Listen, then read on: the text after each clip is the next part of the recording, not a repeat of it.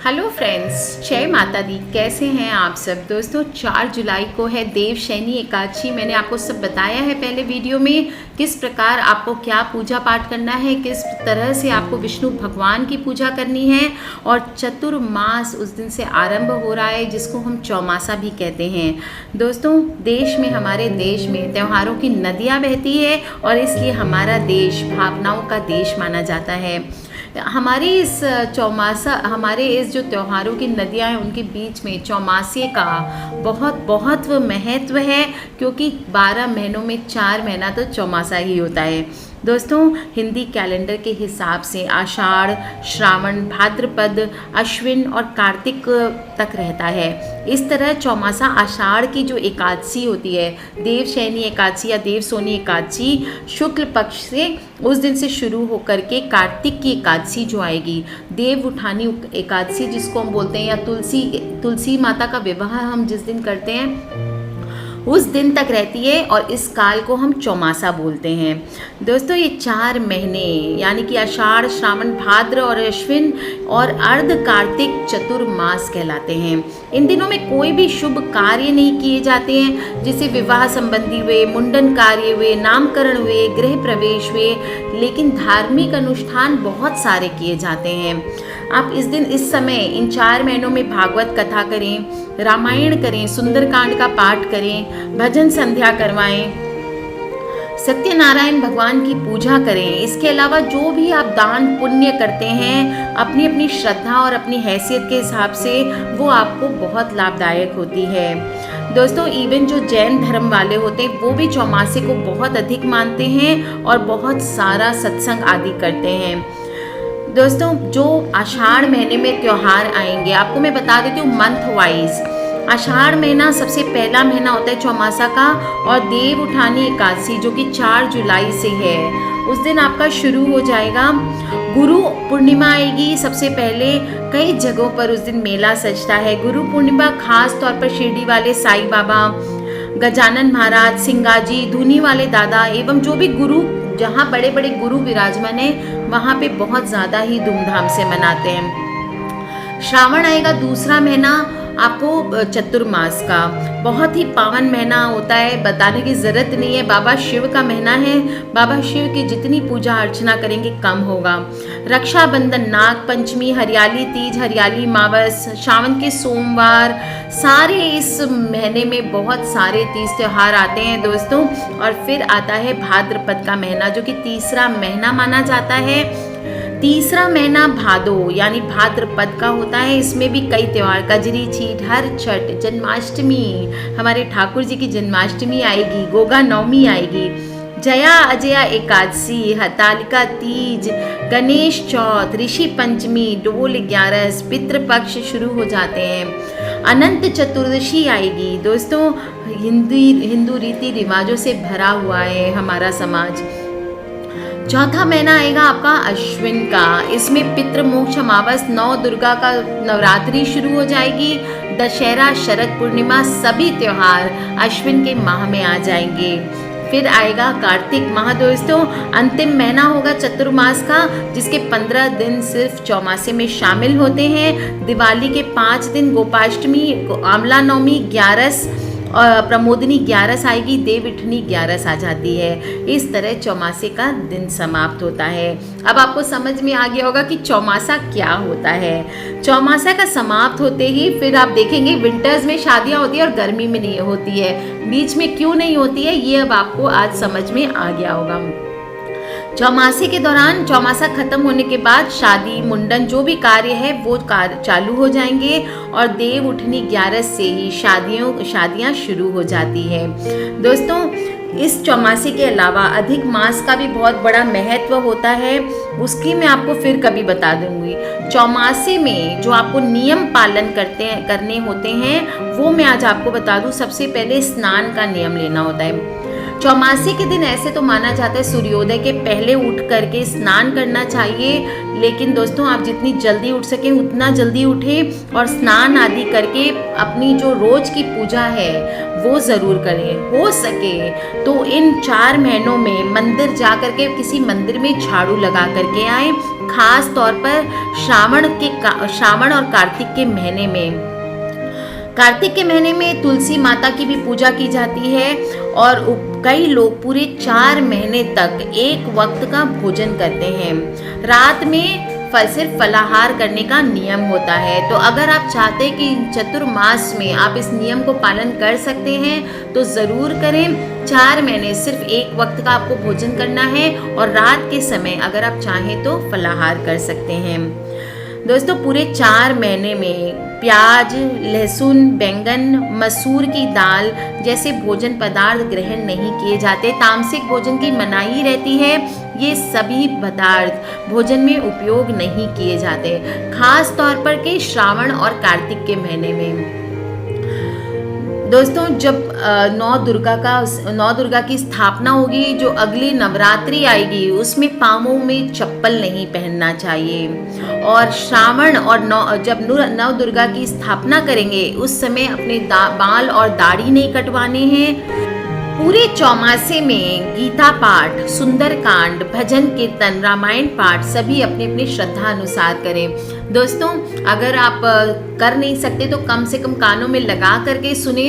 हम लोग भी ट्राई करेंगे कि रोज़ सुबह रामायण का एक स्कंद आपको ज़रूर सुनाएं, एक विश्राम आपको रोज़ सुनाने की चेष्टा करेंगे। दोस्तों इसके अलावा कोई भी दान पुण्य एवं तीर्थ यात्रा की जाती है। सिर्फ तीर्थ यात्रा, वो भी ब्रज की यात्रा होती है इस दौरान, बाकी सारी यात्राएं निषेध होते हैं। ऐसा माना जाता है कि चतुर्मास के दौरान सभी देवी देवता ब्रज में जा कर के निवास करते हैं, जिसकी वजह से ब्रज यात्रा मानी जाती है। बाकी सभी यात्राएं नहीं करनी चाहिए। ऐसा माना जाता है 4 महीनों में एक ही स्थान पर घर के अंदर आपको रहना चाहिए। चतुर्मास का दोस्तों हमारे जीवन में बहुत ही महत्व है और 4 महीने एक स्थान पर रह करके अगर ध्यान लगाएंगे, प्रवचन आदि करेंगे तो इससे युवाओं का भी मार्गदर्शन होता है। चतुर्मास खुद को समझने और अन्य प्राणियों को अभय दान देने का अवसर माना जाता है और भगवान विष्णु गुरु तत्व में जहाँ विश्रांति पाते हैं वहाँ 4 महीने समाधिस्थ रहते हैं। और इच्छा जो भी इन दौरान क्या करना चाहिए आपको, जलाशय में स्नान करें, तिल और जौ पीसकर बाल्टी में डाल लें, उसमें बेलपत्र डाल लें और फिर स्नान करें। इससे पाप का नाश होता है, तन मन के दोष मिटते हैं। और अगर 5 बार ओम नमः शिवाय इसका मन में जाप करेंगे और फिर लोटा सिर पे डालेंगे पानी का, तो पित्त की बीमारी, कंठ का सूखना, ये सब कम हो जाता है। चिड़चिड़ा स्वभाव कम हो जाता है और स्वभाव में जलीय अंश रस आने लगेगा। दोस्तों भगवान नारायण शेष शैया पर शयन करते हैं, इसलिए 4 महीने सभी जलाशयों में तीर्थत्व का प्रभाव आ जाता है। गद्दे वद्दे हटा देने चाहिए, सादे बिस्तर पर सोना चाहिए, संत दर्शन करने चाहिए, सत्य वचन बोलने चाहिए, धर्म शास्त्र के पाठ करने चाहिए, सत्संग सुने, संतों की सेवा करें। इन कार्यों के लिए 4 महीने दुर्लभ हैं। स्टील के बर्तन में भोजन करने की अपेक्षा अगर पलाश के पत्तों पर भोजन करते हैं तो भोजन पाप नाशक और पुण्यदायी होता है, ब्रह्म भाव को प्राप्त करने वाला होता है। दोस्तों इन चतुर्मास में 4 महीनों में 2 एकादशी आती है, 2 पक्ष की, आपको भी पता होगा, कृष्ण पक्ष की एकादशी और शुक्ल पक्ष की एकादशी। इन दोनों एकादशी का व्रत करना चाहिए।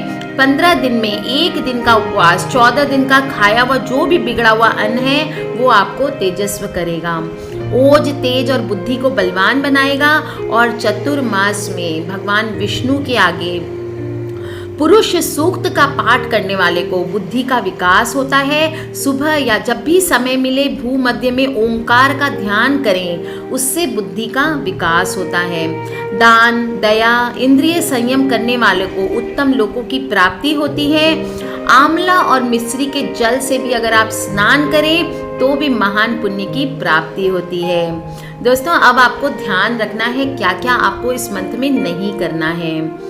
पर स्त्री का समागम नहीं करना है, पराया धन नहीं हड़पना है, दूसरों की निंदा नहीं करनी है, ब्रह्मचर्य को नहीं तोड़ना है। वरना जो भी पुण्य आप इन 4 महीनों में अर्जित करते हैं, वो आप अगर एक इनमें से भी छोटा सा भी गलत काम करेंगे तो वो खत्म हो जाएगा।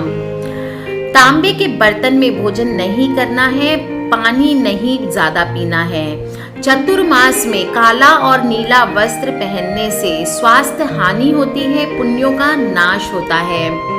पर निंदा महापापम शास्त्र वचन, पर निंदा महापापम, पर निंदा महाभयम, पर निंदा महादुखम, तस्या पातकम न परम। ये स्कंद पुराण का श्लोक है। पर निंदा महापाप है दोस्तों, और पर निंदा महाभय है, महादुख है, पातकय न परम, उससे बड़ा कोई पाप नहीं है। इस चतुर्मास में पक्का व्रत ले लें कि हम किसी की भी निंदा नहीं करेंगे, असत्य भाषण झूठ बोलना त्यागेंगे और क्रोध को त्याग देंगे। बाजार की चीजें जैसे ice cream, Pepsi, Cola, Coca Cola, ये सब आपको शहद भी नहीं लेना है, आपको शहद आदि चीजों का त्याग कर दें। चतुर्मास में जो स्त्री पुरुष एक दूसरे के साथ जो भी करते हैं उसका त्याग करते हैं, वो अपने दोषों से पार होकर देव भक्ति और मुक्ति को प्राप्त करते हैं और अश्वमेघ यज्ञ का फल को प्राप्त करते हैं। भोजन के समय खाने और पानी पीने के पात्रों को अलग अलग रखें। दोस्तों, कांसे के पात्र होते हैं, बुद्धिवर्धक होते हैं, स्वाद और रुचि उत्पन्न करने वाले होते हैं, उष्ण प्रकृति वाले होते हैं। अम्ल पित्त, रक्त पित्त, त्वचा के विकार, हृदय के विकार, ये सब चीज़ों के लिए कांसे की थाली में अगर आप भोजन करेंगे तो आपके हार्ट की जो प्रॉब्लम्स है वहाँ तक सब स्वास्थ्यप्रद कर देती है, दूर कर देती है। दोस्तों, कांसे की थाली में भोजन करने से पित्त का शमन और रक्त की शुद्धि होती है। और स्कंद पुराण के अनुसार चतुर्मास के दिनों में पलाश यानी ढाक के पत्तों में या इन पत्तलों में बने हुए भोजन को करने से बार बार सबसे बड़ा पुण्य प्राप्त होता है और बार बार अगर आप बीमार पड़ते हैं तो वो दूर हो जाता है। बड़े बड़े पातकों का नाश करने वाला बताया गया है और पुण्यदायी माना जाता है। दोस्तों, केला, पलाश या बड़ के पत्ते रुचि उत्पन्न करने वाले, विष दोष को नाश करने वाले और अग्नि को प्रदीप्त करने वाले होते हैं, अतः इनका उपयोग इस माह में करना चाहिए। लोहे की कढ़ाई में सब्जी बनाना तथा लोहे के तवे पर रोटी सेकना हितकारी होता है, इससे रक्त की वृद्धि होती है, परंतु लोहे के बर्तन में आपको भोजन बिल्कुल भी नहीं करना है, इससे बुद्धि का नाश होता है। स्टील के बर्तन में भी बुद्धि नाश का दोष माना नहीं जाता है। पेय पदार्थ चांदी के बर्तन में अगर ले सकें तो बहुत ही हितकारी होगा, लेकिन ध्यान रखें लस्सी और खट्टे पदार्थ ना लें। पीतल के बर्तनों का कतई भी उपयोग नहीं करना है।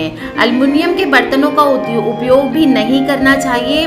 वैज्ञानिकों के भी अनुसार एल्यूमिनियम धातु वायुमंडल से क्रिया करके एल्यूमिनियम ऑक्साइड बनाती है, जिससे इन बर्तनों पर ऑक्साइड की परत जम जाती है। ये पाचन तंत्र, दिमाग और हृदय पर दुष्प्रभाव डालती है। दोस्तों, इन बर्तनों में भोजन करने से मुंह में छाले, पेट में अल्सर, अपेंडिसाइटिस रोग, पथरी, अंतःस्राव, ग्रंथियों के रोग, हृदय रोग, दृष्टि की मंदता, माइग्रेन, जोड़ों का दर्द, सर्दी, बुखार, बुद्धि की मंदता, डिप्रेशन, सिर दर्द, दस्त, पक्षाघात आदि कई तरह की बीमारियां होने की संभावना रहती है। अगर आप एल्यूमिनियम का कुकर भी यूज करते हैं तो भी सावधान हो जाना चाहिए आपको, क्योंकि एल्यूमिनियम का कुकर भी अपने आप में बहुत ही अहितकारी माना जाता है। दोस्तों, प्लास्टिक की थैलियों का जहाँ तक हो कम से कम उपयोग करें। पानी पीने के पात्र में भाव प्रकाश ग्रंथ में लिखा गया है कि पानी पीने के लिए तांबा, स्फटिक या कांच का पात्र उपयोग करना चाहिए। तांबा तथा मिट्टी के जल पात्र पवित्र और शीतल होते हैं। टूटे फूटे बर्तन और अंजलि से पानी नहीं पीना चाहिए। चतुर्मास में आप अपनी जीवन शक्ति बढ़ाने के लिए कम आहार को कम रखें, क्योंकि पाचन शक्ति मंद रहती है। 15 दिन में एक उपवास जरूर करें। जामुन, कश्मीरी सेब आदि फल होते हैं, इसका यथोचित सेवन करें। हरी घास पर खूब चलें, इससे घास और पैरों की नसों के बीच विशेष प्रकार का आदान प्रदान होगा, जो कि आपके शरीर पर अच्छा प्रभाव देगा। गर्मियों में शरीर के सभी अवयव शरीर शुद्धि का कार्य करते हैं, मगर चतुर्मास शुद्धि का कार्य केवल आंतों, गुर्दों और फेफड़ों को ही ठीक करना होता है। सुबह उठने पर घूमें और घूमते समय, नहाते समय गहरे श्वास लें। चतुर्मास में कम से कम 2 बार स्नान करना बहुत हितकर है और जल्दी सोना और जल्दी उठना बहुत ही लाभदायक है।